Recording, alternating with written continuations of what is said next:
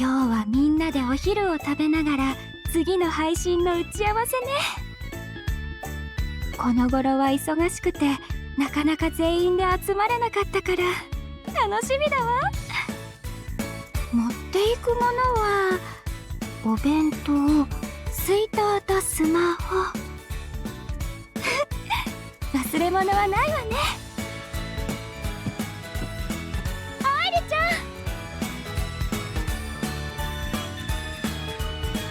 雫？今日はみんなで屋上に集まる日だよね。愛梨ちゃん、もう行ける？屋上。ごめんなさい。すぐ準備するから。愛梨ちゃん、大丈夫？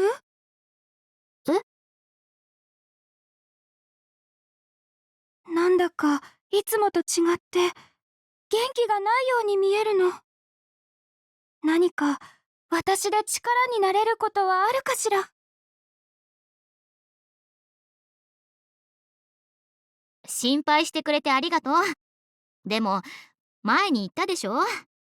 しばらくは役作りのためにみちるの気持ちになって過ごすって。はっ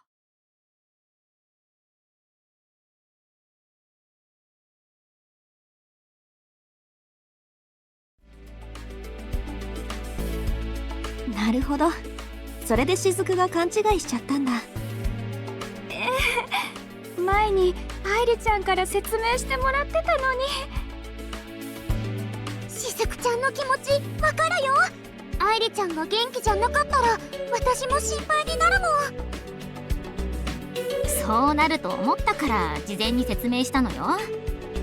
でも初めて聞いた時は驚いたな。愛梨が日常生活の中で役作りをするって。まあね、前に天馬くんからアドバイスをもらったことがあるのよ。自分と全然タイプの違う役を演じるときどうやって役を掴んでいったらいいのかって。その中で今の私に一番向いてそうな方法をやってみることにしたの。本当にすごいわ。話し方も仕草もいつもとは全然違うんだもの。日常生活の全部をみちるならどうするかって考えながら過ごしてるのよ。話し方も表情も振る舞い方も全部ね。そこまで考えなきゃいけないんだ。でもそれだとずっと気が休まることがないんじゃないかしら。でも不思議と辛くはないのよ。少しずつだけど手応えも出てきてるし。それにもっと早くやっておくべきだったって思うわ。もっと早くに？今までも役の気持ちについては真剣に考えてきたし自分なりに理解したつもりだったわ。でもやっぱりそれは表面的なものだったのよね。だから監督にも桃井愛理の演じるみちるになってるって言われたんだと思うの。性格が違えばちょっとした振る舞いもガラッと変わるはずで、手の動きだったり視線の動かし方だったり話し出すタイミングも一つ一つ上げるとキリがないくらい。それを全部想像だけで再現できるほどの才能もテクニックも私にはないわ。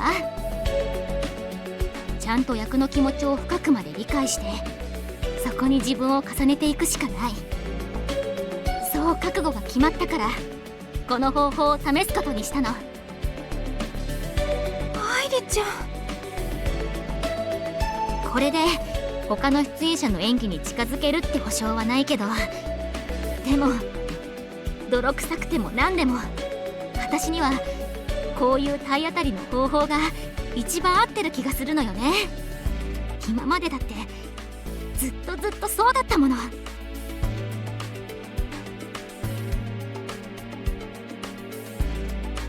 そうだね。愛梨は変に考えすぎたりひねったりせずに正面からぶつかった方がいいと思う。あら、なんだか含みを感じるセリフね。褒めたつもりだったんだけどな。私もはるかちゃんと同じ気持ちよ。雫まで？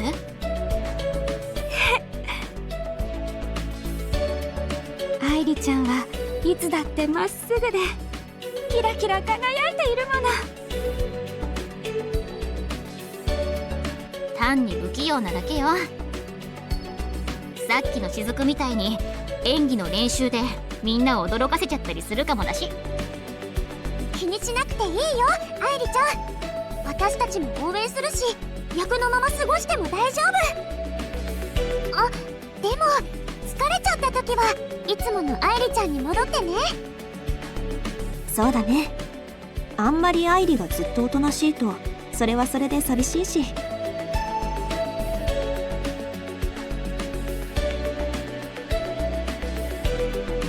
ありがとう。甘えさせてもらうわ。あ、でも配信についての話し合いはビシバシ意見を出すわよ。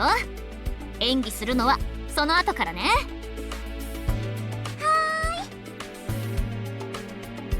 じゃあ早速ミーティングを始めようか。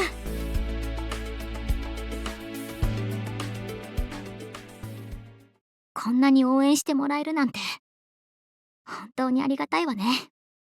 ここまでみんなに背中を押してもらったんだもの。絶対に最高の結果を叩き出してみせるわ。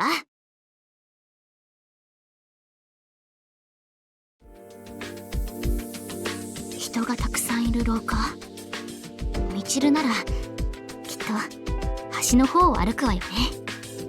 誰かと目が合わないように視線も落として。こんな感じかしら。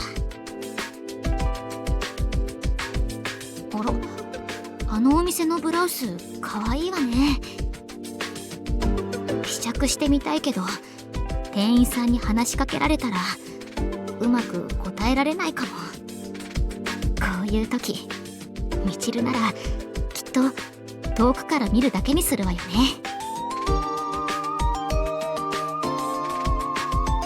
みちるは部屋に一人でいるとほっとするんでしょうね。でもきっと寂しい気持ちもあって、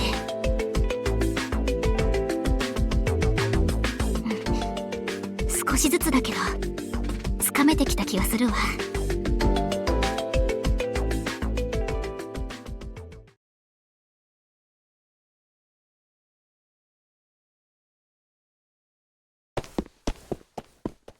佐原さん入られます。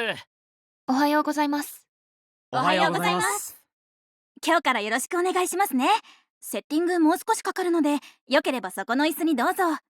はい。なつきちゃん、また何かあったのかな。私に何ができるだろう。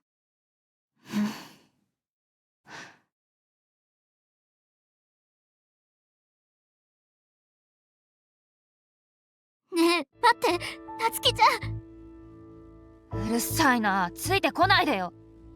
でもあんたと話してるとイライラする。いっつもビクビクおどおどして他人の顔色を伺って、いつまで友達面してるつもり？カット。みちるのリアクションがまだちょっとオーバーすぎるかな。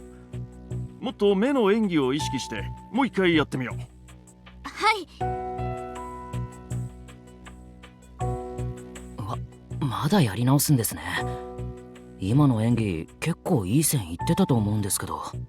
やっぱり他の演者と一緒に映るとどうしても見比べられるしね。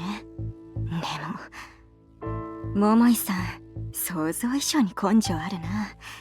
リテイク重ねても集中が全然切れないし、慣れてないとかなり疲労がたまるはずだけど。ここまでやるんだ。